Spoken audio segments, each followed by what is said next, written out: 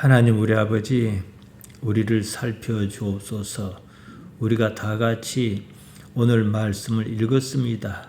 이 말씀이 크게 깨달음과 감동으로 다가오기를 원합니다. 부족한 종은 십자가 뒤에 감추시고 하나님께서만이 영광 받으시기를 예수님 이름으로 기도하옵나이다. 아멘. 예수님께서 십자가에 달리셨습니다. 이것은 우리 기독신앙의 아주 중요한 상징 아닙니까? 그리고 죽으셨습니다. 그때 예수님께서 크게 소리를 지르셨습니다. 엘리 엘리 라마 사박다니, 나의 하나님 어찌하여 나를 버리셨나이까, 이러셨다는 겁니다. 이 부분은요, 기독교가 가장 이해하지 못하는 난제입니다. 그것은 하나님의 아들이 할 소리가 아니기 때문입니다. 사람의 아들이면 또 모르겠습니다. 하나님의 아들이 죽는다는 설정은 그렇다 하더라도 하나님의 아들이 죽으면서 어떻게 그렇게 절망하며 절규할 수 있는지 말입니다. 처음부터 다 알고 시작한 일 아닙니까? 지금 기독교에는 이중성이 있습니다. 종교를 가지고자 하였을 때는 누구나 복을 받아 잘 살기를 기대하였습니다. 살자고 교회 나오고 그런 것이지 어디 죽자고 교회 나오고 그런 경우는 없습니다. 그런데요, 성경을 보니까 기독교는 십자가의 죽음을 이야기합니다. 죽어라 그럽니다. 대부분의 기독신앙인이 이 문제를 극복하지 못합니다. 그래서 더는 앞으로 나아가지도 못하고 여기서 딱 멈춰버리는 거예요. 오늘날 우리 눈에 비치는 기독교의 모든 문제가 이것입니다. 한국 사회에서 기독교는 무엇입니까? 아득바득 살겠다고 하지 않나? 아스팔트 바닥에 주저앉아 악다구니를 쓰는 그런 모습이지 않습니까? 이것을 이해 못해서 그래요. 그것은 극단적인 경우긴 합니다만은 다수의 선량한 기독신앙인조차도 이 문제를 이해하지 못하고 이 속에서 자기도 모르는 마치 이중인격자처럼 그런다는 것이지요. 마가복음 8장 34절에서 예수님께서 말씀하셨습니다. 무리와 제자를 불러 이르시되 누구든지 나를 따라오려거든 자기를 부인하고 자기 십자가를 지고 나를 따를 것이니라. 그러셨습니다. 나를 따르려면 누구든지 자기를 부인하고 자기 십자가를 져라. 이렇게 예수님께서 당신 주변 사람을 불러다 말씀하셨습니다. 분명히 그러셨습니다. 무슨 말입니까? 예수님을 따르려거든 죽어라, 이 말씀입니다. 그런데 지금 죽겠다고 그런 사람 있습니까? 예수님께서 말씀만 그리하신 것이 아니었습니다. 당신께서 가셔야 할 그 길을 당신은 가셨습니다. 사람의 아들로서 본을 보이셨습니다. 겟세마네의 기도가 무엇입니까? 당신 자신을 부인하셨습니다. 이어서 당신께서 지셔야 할 그 십자가를 지셨습니다. 나사렛 그분은 자기를 부인했고 자기 십자가를 지셨단 말이지요. 그러니까 우리도 그렇게 해야 하는 거예요. 교회에서는 이 말씀을 이해하지 못합니다. 어떻게든 잘 살아 보겠다고 교회에 나오고 예수님을 믿었는데 말이에요. 죽어라고 하니까 어디가 앞뒤가 안 맞는다 이렇게 생각한 모양입니다. 이해를 못하겠는 것입니다. 그래서 자기를 부인하라, 자기 십자가를 져라, 이 말씀은 그냥 넘어갑니다. 관념적으로 생각합니다. 못 본 것으로 합니다. 문제가 있습니다. 십자가에 달리신 예수님은 부정할 수가 없다는 겁니다. 십자가 없이는 교회도 없습니다. 교회마다 십자가를 걸었어요. 우리가 저게 교회인가 아닌가 보면은 십자가 있는가 없는가 보잖아요. 그래서 어쨌습니까? 대속이란 교리를 만들고 그것으로 대체했습니다.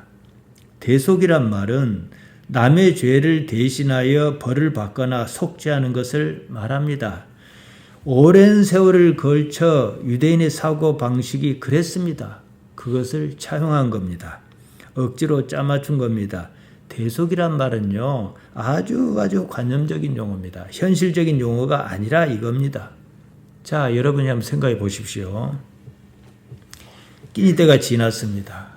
끼니 때가 지나면 어쩝니까? 배가 고프잖아요. 그럼 나는 밥 먹을 시간이 없어요. 바빠요. 그러니까 옆에 있는 동물을 불러다가 어이 자네가 내 대신 밥 좀 먹어주소. 그 사람이 대신 밥을 먹었습니다. 그럼 내 배가 부릅니까? 현실적으로 생각해야죠. 삶은 현실이에요. 죽고 살고 하는 문제는 나 당사자 문제이지 남의 문제가 아니에요. 우리가 세상을 살면서 희로애락에 많은 일을 겪었습니다. 내가 겪은 일입니다. 남이 겪어줄 수 있는 일이 아닙니다. 예수님께서 언제 말이에요?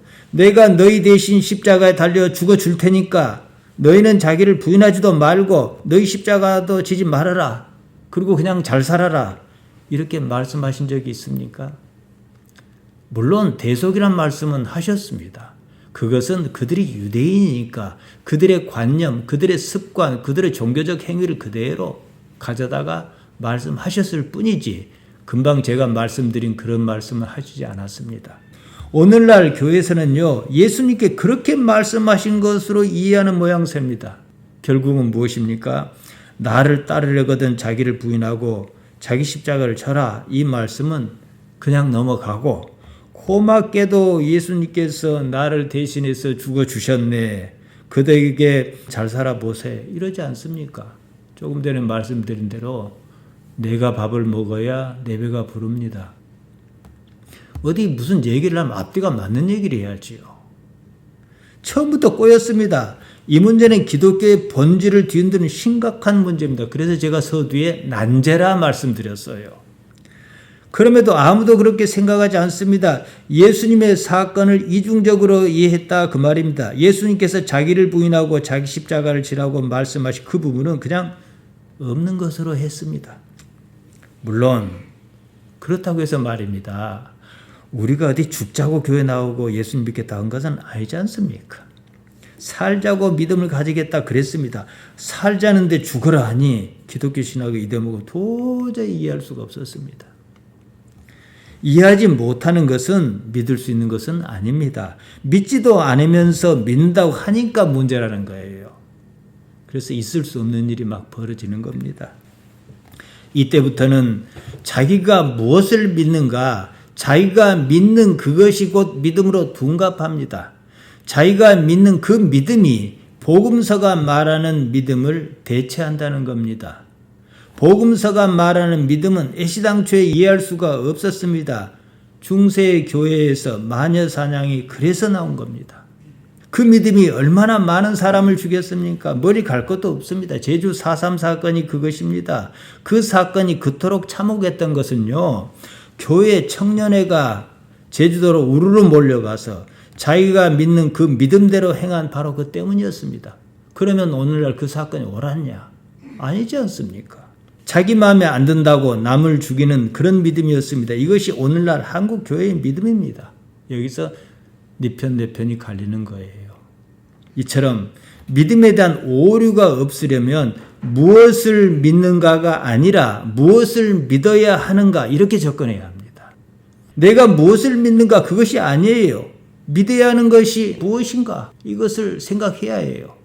우리가 예수님을 믿는다 그러지 않습니까? 그 말이 무슨 뜻이겠습니까? 예수님의 생각을 믿는다는 겁니다. 여기에 나의 생각은요, 있을 자리가 없어요. 이 문제입니다. 예수님의 생각을 모르겠다면 어떻게 하느냐, 이런 의문이 당연히 있어야 합니다. 그때는 아무것도 판단하지 말고 그저 잠잠히 기다려야 합니다. 예레미야가 3장 26절에 이리 말합니다. 사람이 여호와의 구원을 바라고 잠잠히 기다림이 좋도다. 여호와의 구원 테슈아입니다. 히브리 말로요. 하나님의 구출입니다. 하나님의 구출을 바란다면 그저 잠잠히 기다려라. 그랬습니다. 잠잠히 기다리라고 번역한 말 두맘입니다. 침묵이에요. 조용히 있으라는 겁니다. 그리고 야힐 기다려라. 이것이 구원의 하나님, 테슈아의 하나님을 기대하고 기다려라. 그것이 어떻게 해요? 토브, 좋다, 옳다. 이 말씀입니다. 모르면 기다려야 해요. 하나님을 바라면서 말이죠. 내가 내 인생을 도무지 이해를 못하겠는 거예요. 내가 남보다 못한 것이 있냐? 남보다 열심히 일을 하지 않았느냐? 잘했다고 말은 못하겠지만 남한테 비하면 그래도 올바르게 살려고 애썼단 말이에요. 그런데 내 삶은 왜 이 모양이냐? 그럼 어떻게 해요? 여호와께서 어찌하시나 보고 잠잠히 기다려라는 거예요. 못 기다려서 병입니다. 무엇을 알아야 기다리지 말든지 할 것이 아니겠느냐? 이런 질문이 가능하지요. 호세아가 말했습니다. 힘써 여호와를 알자. 호세아 6장 3절에서 그리 말했습니다. 그러므로 우리가 여호와를 알자. 힘써 여호와를 알자. 그의 나타나심은 새벽빛같이 어김없나니 비와 같이 땅을 적신 늦은 비와 같이 우리에게 임하시리라. 힘써 여호와를 알자. 내 삶에서 여호와를 알고자 해라는 거예요. 이것이 우리가 할 일입니다. 이것이 그리스도인의 영성입니다. 인생이란 무엇이냐? 자기 삶에서 하나님을 야다, 히브리 말로 야다, 헬라 말로 기노스코, 깨닫는 거예요. 아는 겁니다. 다른 무엇도 아닙니다. 다른 모든 것은요, 죽는 순간 다 사라집니다. 오직 하나님을 아는 그것만이 영원합니다. 하나님께서는 나라는 이 존재에게 무엇인가? 결국은 이 문제입니다. 하나님과 무슨 관계냐는 것이지요. 제9시였다고 합니다. 지금 우리 시간으로 하면 금요일 오후 3시입니다. 예수님께서 크게 소리를 지르셨습니다. 마가복음 15장 34절에 나옵니다. 엘리 엘리 라마 사박다니 하시니 이를 번역하면 나의 하나님 어찌하여 나를 버리셨나이까 하는 뜻이라. 엘리 엘리 라마 사박다, 이 말은 번역한 말이다. 이렇게 성경에 주석을 달았습니다. 마가복음 원문을 보면 이렇게 나와 있습니다. 엘로이 엘로이 레마 사박다니. 마태는 조금 다르게 기록했습니다. 마태복음 27장 46절에 나옵니다. 엘리 엘리 레마 사박다니 이랬습니다. 마가는 엘로이라 했고 마태는 엘리라 했습니다. 이 단어가 좀 다릅니다. 마가는 아람어를, 마태는 히브리어를 발음 그대로 헬라말로 옮겨서 그런 겁니다. 예수님께서는 히브리 말 중에서 사투리에 해당하는 아람어를 쓰셨습니다. 마가가 원문에 더 가깝습니다. 둘 다 나의 하나님 이 뜻입니다. 레마를 우리 성경은 라마라고 썼습니다. 레마라고 쓰는 것이 맞습니다. 원형이 라마고 여기에 쓰인 것은 레마입니다. 의문 부사입니다. 왜 어찌하여 이런 뜻입니다. 사박다니는 예수님께서 사용하셨던 아람어 쉐바크에서 유래한 말입니다. 내버려 두다 이 뜻입니다. 본절 마지막에 보면 어찌하여 나를 버리셨나이까 이런 말이 나오지 않습니까? 헬라 말로요. 엔카 텔리페스 메 이 말입니다. 당신이 나를 버렸다. 당신이 나를 남겨두었다. 즉 지금까지 지속했던 관계의 단절, 관계가 끊겼을 때 느끼는 감정을 말합니다. 예수님께서 무엇을 최우선 가치로 삼으셨는가 이것을 드러냅니다. 제가 가끔은 이런 비유로 말씀을 드립니다. 아무런 능력이 없는 어린아이에게 엄마가 있어요. 아이에게 엄마는 모든 것이지 않습니까? 엄마를 따라 놀이동산에 갔는데요. 거기서 그냥 엄마를 잃어버렸어요. 그때 아이의 절망감이 어떻겠습니까? 그 감정. 그때 쓸 수 있는 말이에요. 절망의 상태에서는요. 이것이고 저것이고 다 필요 없어요. 가장 중요한 그것이 가장 우선순위입니다. 살만하니까 이것도 필요하고 저것도 필요한 거예요. 죽는 순간에는 그렇게 필요했던 것도 다 쓸데 없습니다. 사람들은 예수님의 절규를 이해하지 못했습니다. 예수님을 인정하지 않는 사람은요. 그런 예수님을 조롱하기에 바빴습니다. 어떤 이는 이 말을 잘못 듣고 엘리야를 부른다 그랬고 또 다른 일은 어디 보자 엘리야가 내려와서 십자가에서 그를 내려주나 보자 이랬습니다. 하나님의 아들이면 곧 자신이 하나님이란 뜻이 아니겠습니까? 자기가 사람이면서 하나님이라고 했다면서 지금 십자가의 죽음에 내몰았지 않습니까? 지난 시간에 우리가 보았습니다. 이런 의식에서 하나님의 아들이 절규한다? 말 같지 않은 소리예요. 그래서 조롱한 겁니다. 어따 네가 하나님의 아들이냐? 이 말이에요. 그러면 그들은 그렇다 쳐요. 오늘날 예수님을 믿는다는 사람은 예수님의 이런 절규를 이해하느냐? 이게 우리에게는 더 현실적인 문제입니다. 조금 앞서 말씀드린 대로요. 하나님의 아들이면 그냥 하나님이에요. 우리 여기까지 이해합니다. 우리가 성자 하나님 그러지 않습니까? 하나님의 아들이면 그냥 하나님인 거예요. 하나님이 십자가에 달렸습니다. 이해할 수 없어요. 이게 맞습니다. 하나님이 절망했다. 이해가 불가능해야 합니다. 그런데 문제는 이해할 수도 없고 이해가 불가능한 이것을 이해하는 것처럼 생각한다는 거예요. 그건 이해 안 하겠다는 거지요. 사실은요, 왜 그런 일이 있느냐. 예수님의 십자가 사건에 대해서는 그다지 관심이 없어서 그런 거예요. 예수님이라는 분이 뭐 십자가에 달리든지 말든지 나하고 뭔 상관이냐. 이런 식으로 신앙생활을 한 거예요. 애초에 신앙을 가졌을 때에 예수님을 이해하자는 것이 아니었습니다. 예수를 믿는다고 하면 예수님께 관심을 가져야 해요. 예수님, 나사렛 그분께 관심을 가져야 하는 거예요. 예수님이 나인지 내가 예수님인지 분간이 안 갈 정도로 그 단계에 들어가야 하는 거예요. 거기에 별로 관심이 없었습니다. 관심을 가져오지 않았습니다. 그러니 십자가에 달리신 그분은 뭐예요? 남인 거예요. 왜 그런지 이해가 안 가요. 그러나 제자 이상으로 예수님과 생각이 같아져 가지고 예수님을 정말 제가 조금 전에 말씀드린 대로 내가 예수님인지 예수님께 나인지 구분이 안 갈 정도로 왔다 그러면은요, 그렇게 관계를 가져왔다면요, 십자가에 달린 그는 그분이 아니라 나예요. 거기서 내가 보여야 한다 이 말씀이지요. 그런데 거기에 관심이 지금까지 없었습니다. 예수를 믿는다고 하는 그런 이유는 단지 자기 자신의 욕망을 이루려는 그것 때문이었습니다. 그래서 자기 생각과 다른 상황을 마주하면 이해가 불가능해요. 이해하고 싶은 생각도 없고 이해가 가지도 않습니다. 그냥 넘어갑니다. 예수님을 이해하는 것보다 지금 내가 무엇을 바라는가 이게 더 중요하다는 말이죠. 자, 우리로 돌아옵니다. 어찌어찌해서 우리가 예수님을 알았습니다. 그랬다면 나사렛 예수님이라는 사람이 어떻게 사셨는가? 어째서 그토록 부당한 십자가를 받아들이셨는가? 함께 고민해야 해요. 십자가를 받아들이려 하셨다면 어째서 그런 절망의 소리를 지르셨는가? 이런 일련의 과정을 따라갈 수 있어야 합니다. 예수님께서 사람의 아들이셨던 사실부터 이해할 수 있어야 합니다. 나사렛에서 한 사람이 났습니다.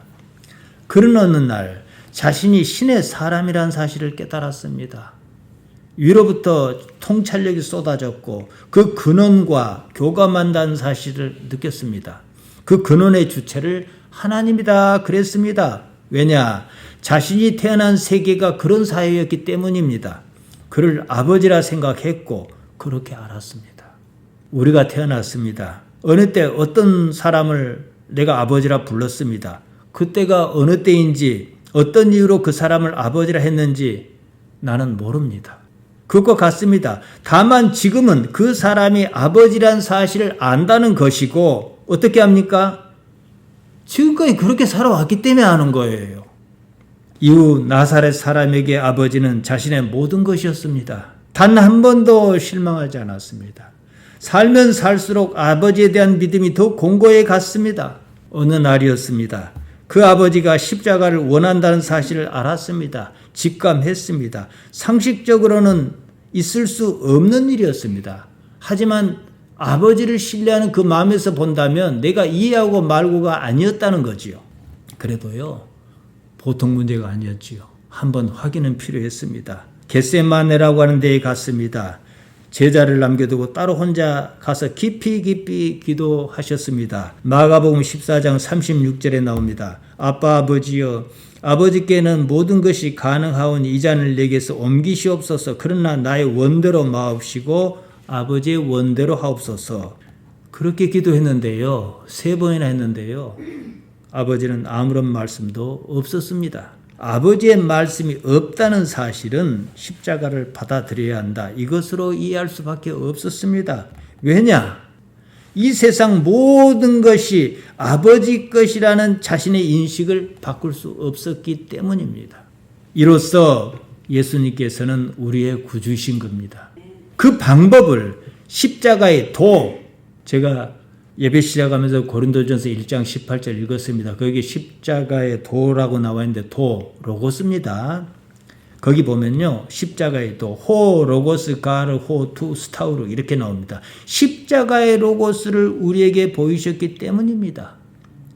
이것으로 예수님께서는 모든 인간이 하나님께 이르는 길을 터 놓으셨습니다. 다만 조건이 있습니다.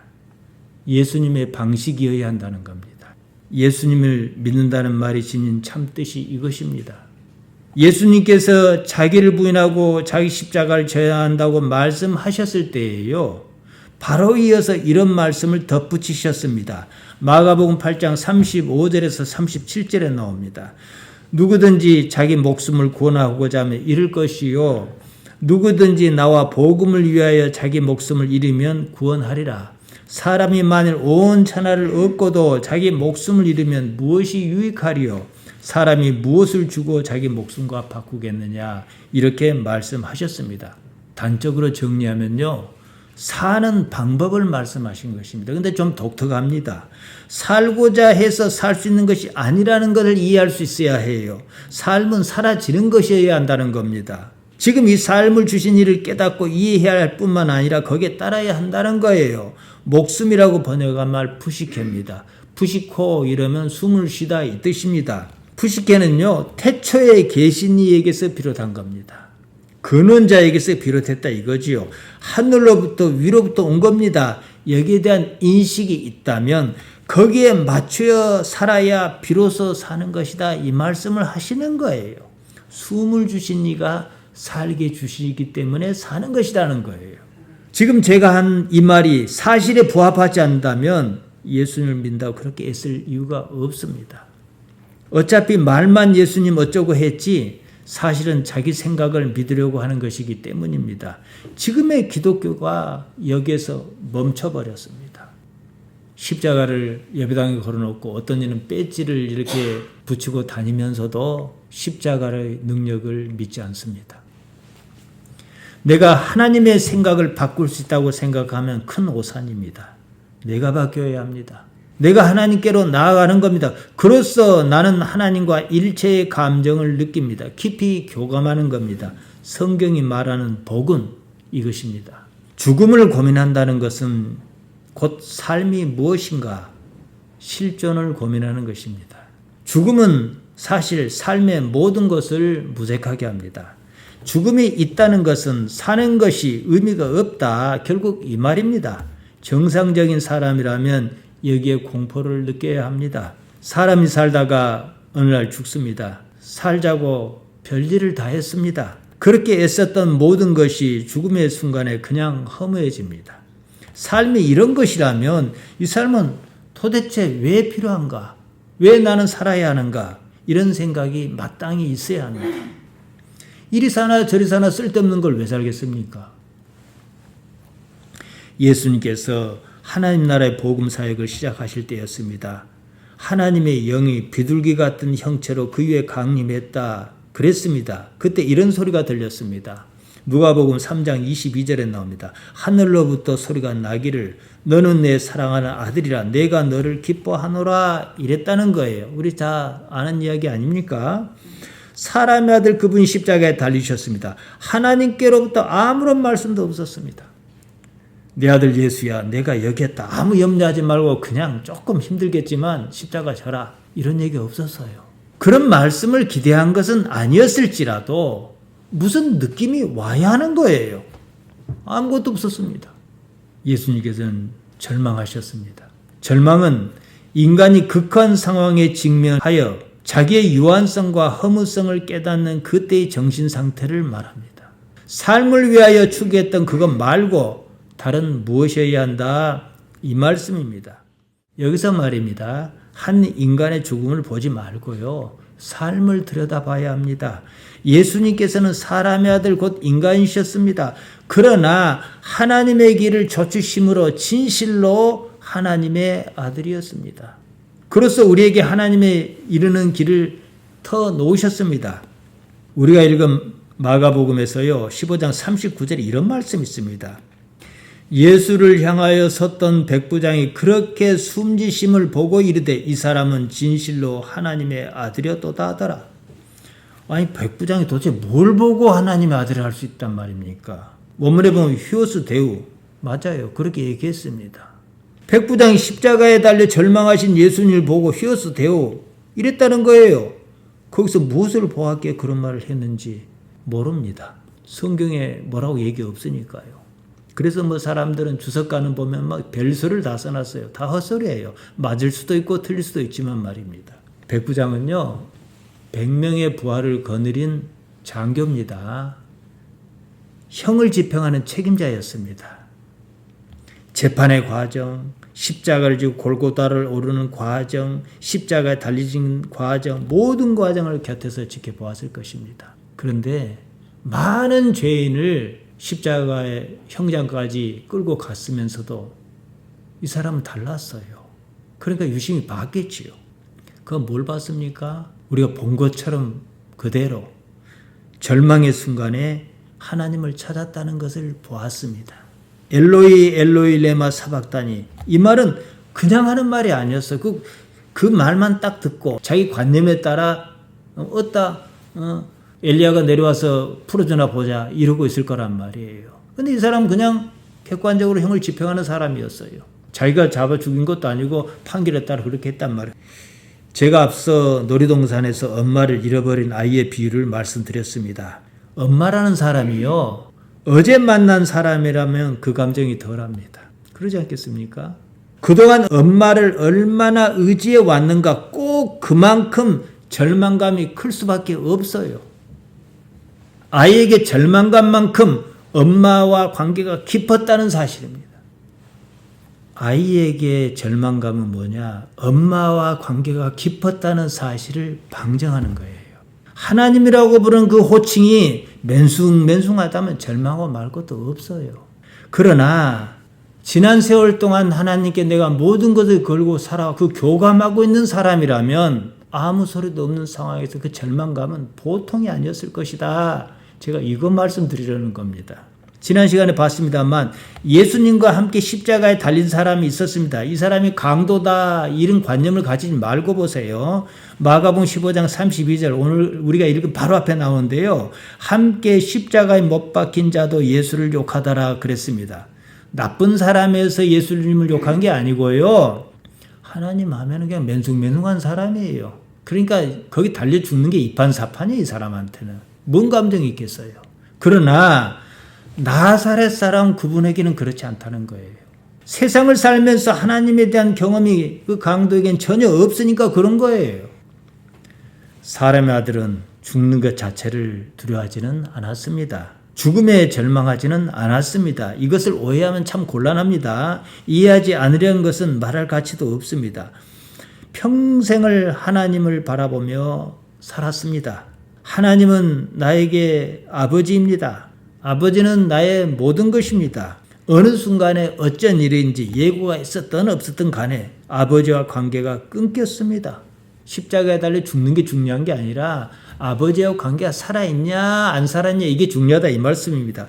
믿었던 모든 것이 허무할판이었습니다. 절망했습니다. 여기서는 절망이 당연한 겁니다. 이때 절망의 크기 꼭 그만큼 그분에게 하나님은 소중한 존재였다는 사실을 증명합니다. 이런 상황에 대해서 요한은 우리가 알아들을 만한 힌트를 하나 남겼습니다. 요한복음 19장 30절입니다. 예수님께서 십자가에 달려 막 돌아가시 직전 상황을 전합니다.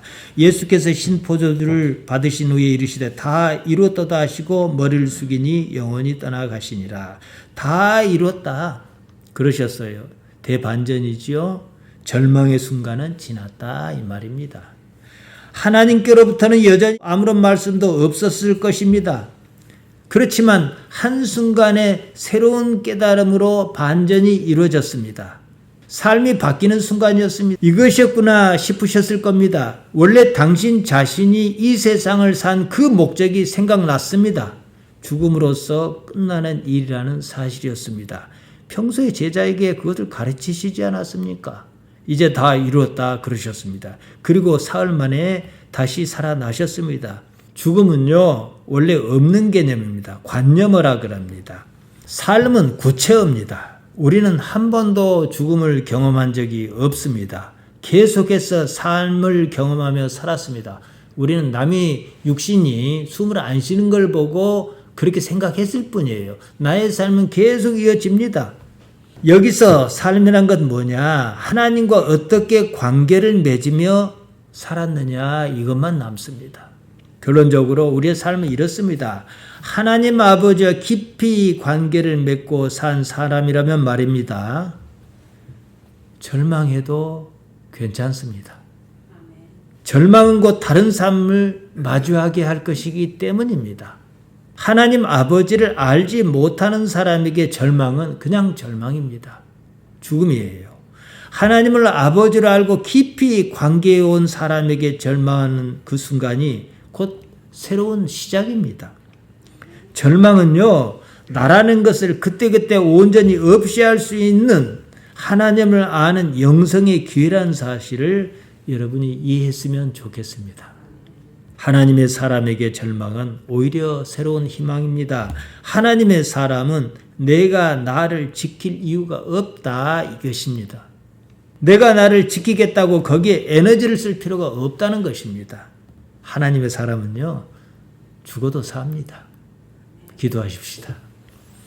하나님 우리 아버지, 예수님으로 인해서 우리에게 복음을 주신 것에 감사드리나이다.